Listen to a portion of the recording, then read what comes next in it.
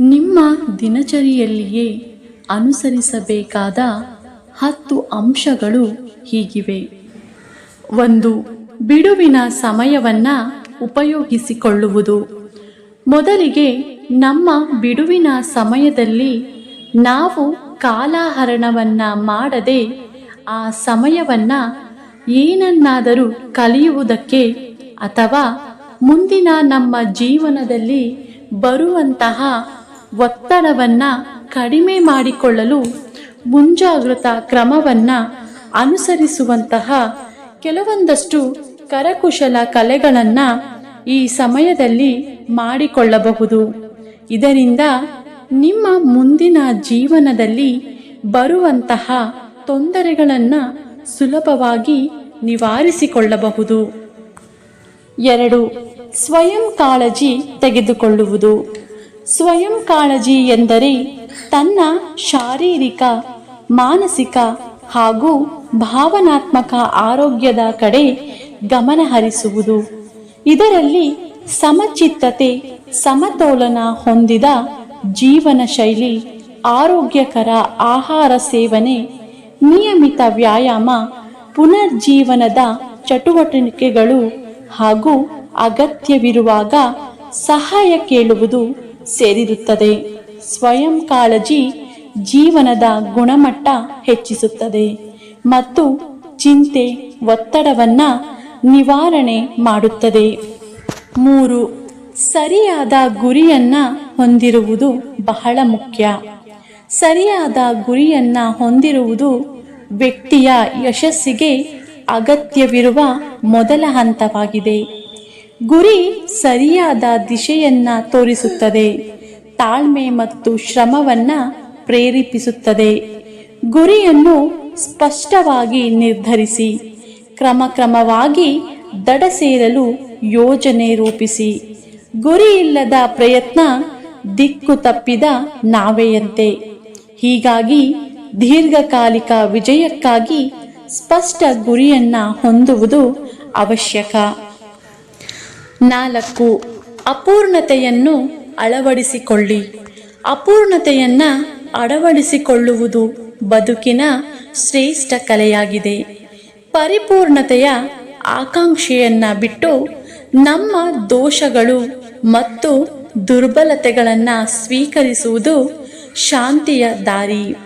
ಇದು ನಮ್ಮನ್ನು ಮಾನವೀಯವಾಗಿ ಪ್ರಾಮಾಣಿಕರಾಗಿಸುತ್ತದೆ ಮತ್ತು ಬೆಳವಣಿಗೆಗೆ ಉತ್ತೇಜನ ನೀಡುತ್ತದೆ. ಅಪೂರ್ಣತೆಯಲ್ಲಿ ಅರ್ಥವನ್ನು ಕಂಡು ಜೀವನವನ್ನು ಸರಳವಾಗಿ, ಸಂತೋಷವಾಗಿ ಸ್ವೀಕರಿಸುವುದು ನಮ್ಮ ಸವಾಲಾಗಿರುತ್ತದೆ. ಇದು ಸಾವಧಾನತೆಯ ಅಭ್ಯಾಸ. ಸಾವಧಾನತೆಯ ಅಭ್ಯಾಸವು ಪ್ರತಿ ಕ್ಷಣದ ಪ್ರಜ್ಞೆ ಮತ್ತು ಸಂಪೂರ್ಣ ಗಮನವನ್ನು ಜೀವನದ ಮೇಲೆ ಕೇಂದ್ರೀಕರಿಸುವ ಪ್ರಕ್ರಿಯೆ. ಇದು ಭೂತಕಾಲದ ಪಶ್ಚಾತ್ತಾಪ ಮತ್ತು ಭವಿಷ್ಯದ ಚಿಂತೆಗಳಿಂದ ಮುಕ್ತವಾಗಿ ಈಗಿನ ಕ್ಷಣವನ್ನು ಸ್ವೀಕರಿಸುವ ಶಕ್ತಿ ನೀಡುತ್ತದೆ. ಪ್ರತಿದಿನ ಅಭ್ಯಾಸ ಮಾಡುವ ಮೂಲಕ ಆತ್ಮಜ್ಞಾನ, ಶಾಂತಿ ಮತ್ತು ಸಮತೋಲನವನ್ನು ಸಾಧಿಸಬಹುದು. ಇದು ನಮ್ಮ ಜೀವನವನ್ನು ಆಳವಾಗಿ ಪರಿವರ್ತಿಸುತ್ತದೆ. 7. ಸಕಾರಾತ್ಮಕ ಸಂಬಂಧಗಳು. ಸಕಾರಾತ್ಮಕ ಸಂಬಂಧಗಳು ಪರಸ್ಪರ ಗೌರವ, ವಿಶ್ವಾಸ ಮತ್ತು ಆರೈಕೆಯನ್ನು ಆಧಾರವಾಗಿರುತ್ತವೆ. ಸ್ನೇಹಿತರು, ಕುಟುಂಬ, ಸಹೋದ್ಯೋಗಿಗಳು, ಹೀಗೆ ಯಾವುದೇ ಸಂಬಂಧವಿರಲಿ, ಅವು ನಮ್ಮ ಸಂತೋಷ ಮತ್ತು ಒಟ್ಟಾರೆ ಯೋಗಕ್ಷೇಮದಲ್ಲಿ ಬಹಳ ಮುಖ್ಯ ಪಾತ್ರವನ್ನು ವಹಿಸಿಕೊಳ್ಳುತ್ತವೆ. ಸಹಾನುಭೂತಿ ಮತ್ತು ಸಹಕರಿಸುವ ಮನೋಭಾವದಿಂದ ಸಂಬಂಧಗಳು ಹೆಚ್ಚು ಸಾರ್ಥಕ ಮತ್ತು ಶ್ರೇಯಸ್ಕರವಾಗುತ್ತವೆ. ನಿಮ್ಮ ಸಂಬಂಧಗಳ ಗುಣಮಟ್ಟವು ನಿಮ್ಮ ಜೀವನದ ಗುಣಮಟ್ಟದ ಮೇಲೆ ಪ್ರಭಾವ ಬೀರುತ್ತವೆ. ಆದ್ದರಿಂದ ಸಕಾರಾತ್ಮಕ ಸಂಬಂಧಗಳನ್ನು ಸಂಭಳಿಸುವುದು ಬಹಳ ಮುಖ್ಯ. 8. ಸ್ಥಿರವಾಗಿರುವುದು. ಸ್ಥಿರವಾಗಿ ಇರುವುದೆಂದರೆ ಮನಸ್ಸಿನ ಶಾಂತಿ ಮತ್ತು ಸ್ಥಿರತೆಯನ್ನು ಪೋಷಿಸುವ ಕಲೆ. ಇದು ಬದಲಾವಣೆಗಳು, ಕಷ್ಟಗಳು ಮತ್ತು ಅಚಲ ಪರಿಸ್ಥಿತಿಗಳ ನಡುವೆ ಸಮತೋಲನವನ್ನು ಕಾಪಾಡುವ ಶಕ್ತಿ ನೀಡುತ್ತದೆ. ಸ್ಥಿರತೆ ಆಂತರಿಕ ಶಕ್ತಿಯ ಪ್ರತೀಕವಾಗಿದ್ದು ನಿರ್ಧಾರಗಳಲ್ಲಿ ಸ್ಪಷ್ಟತೆಯನ್ನು ತರುತ್ತದೆ. ಧೈರ್ಯ, ಸಹನೆ ಮತ್ತು ಸವಾಲುಗಳನ್ನು ಸ್ವೀಕರಿಸುವ ನಿಲುವು ಸ್ಥಿರತೆಯನ್ನು ವೃದ್ಧಿಸುತ್ತದೆ. ಇದರಿಂದ ಜೀವನದಲ್ಲಿ ದೀರ್ಘಕಾಲಿಕ ಯಶಸ್ಸು ಸಾಧ್ಯವಾಗುತ್ತದೆ. ಪ್ರಸ್ತುತ ಕ್ಷಣವನ್ನು ಜೀವಿಸುವುದು. ಲ್ಯಾಗ್ನನ್ ಬ್ರೌನ್ ಅವರು ಹೇಳುವಂತೆ, ಪ್ರಸ್ತುತದಲ್ಲಿರುವ ಜೀವನವೇ ನಿಜವಾದ ಜೀವನ. ಭವಿಷ್ಯದ ಆತಂಕ ಅಥವಾ ಹಳೆಯ ನೆನಪಿನ ನೋವನ್ನು ತೊರೆದು ಪ್ರತಿ ಕ್ಷಣದಲ್ಲಿರುವ ಪ್ರತಿಯೊಂದು ಭಾವನೆಯನ್ನು ಅನುಭವಿಸುವುದು ಮುಖ್ಯ. 9. ಕೃತಜ್ಞತಾ ಭಾವ ಬೆಳೆಸಿಕೊಳ್ಳುವುದು. ಕೃತಜ್ಞತಾ ಭಾವ ಬೆಳೆಸಿಕೊಳ್ಳುವುದು ಜೀವನವನ್ನು ಸಕಾರಾತ್ಮಕವಾಗಿ ನೋಡುವ ಮಹತ್ತರ ಅಭ್ಯಾಸ. ಇದು ನಮ್ಮ ಜೀವನದ ಕೊಡುಗೆಗಳು ಮತ್ತು ಅನುಭವಗಳಿಗೆ ಕೃತಜ್ಞತೆಯ ದೃಷ್ಟಿಕೋನವನ್ನು ತರಲು ಸಹಾಯ ಮಾಡುತ್ತದೆ. ಪ್ರತಿದಿನದ ಪುಟ್ಟ ಸಂತೋಷಗಳು ಮತ್ತು ಗೆಳೆತನವನ್ನು ಗುರುತಿಸಲು ಸಮಯ ತೆಗೆದುಕೊಳ್ಳಿ. ಕೃತಜ್ಞತೆಯ ಮೂಲಕ ಶಾಂತಿ, ಸಂತೋಷ ಮತ್ತು ಭಾವನೆಗಳ ಸಮತೋಲನವನ್ನು ಸಾಧಿಸಬಹುದು. 10.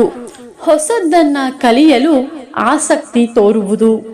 ಹೊಸದನ್ನು ಕಲಿಯಲು ಆಸಕ್ತಿ ವಹಿಸುವುದು ನಿರಂತರ ಬೆಳವಣಿಗೆಗೆ ಮಾರ್ಗವಾಗಿದೆ.